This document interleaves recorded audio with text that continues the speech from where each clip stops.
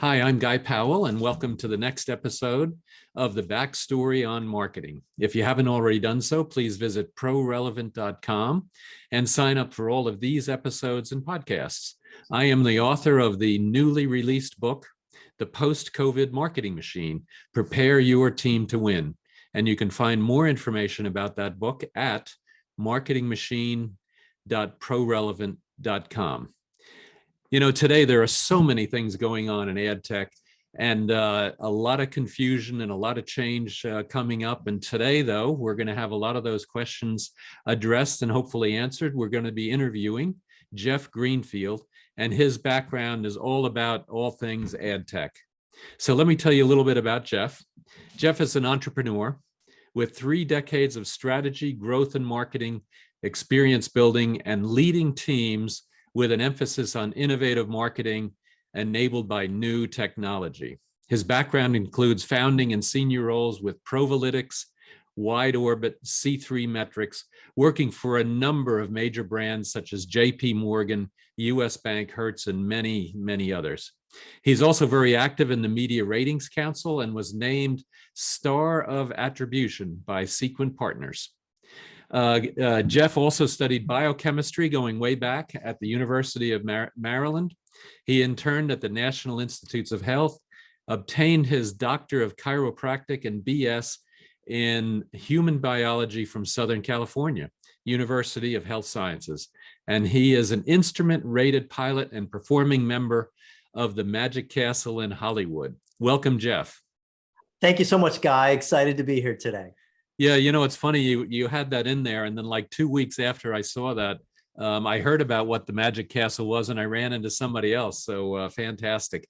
If we get some time, I'll ask you some questions on that. But before we do that, let's get into really the heart of the matter and the meat of the matter. And first of all, tell us about your backstory in marketing. How did you get started with your career in marketing and ad tech? Well, it definitely was not a linear path, but now I look back, everything kind of makes sense. I'll start where you ended up at, which was I was a magician. I think all kids get excited about magic, and I started doing magic when I was very young. Did it all throughout college and grad school. So I started as a magician. I went to chiropractic college because it used my hands, and my favorite type of magic was close-up magic. And as a chiropractor, you're building a practice and you put a shingle out and you have to learn how to market. So that's really where I started my marketing. Same is true as with the magic. You're a solo entrepreneur, if you will. And then an injury led me down a path where I got out of practice, didn't know what I wanted to do, and decided to go back on the road and do magic. So went back to magic again, but this was right around the birth of the internet. And so I needed to have a website. So I ended up building up a website, needed to be able to promote it. And that led me down a path of, once you have a website, you have to be at the top of the search engines, and then started a consulting career, and then started doing a lot more in terms of branded entertainment and all sorts of bigger programs for larger corporate clients.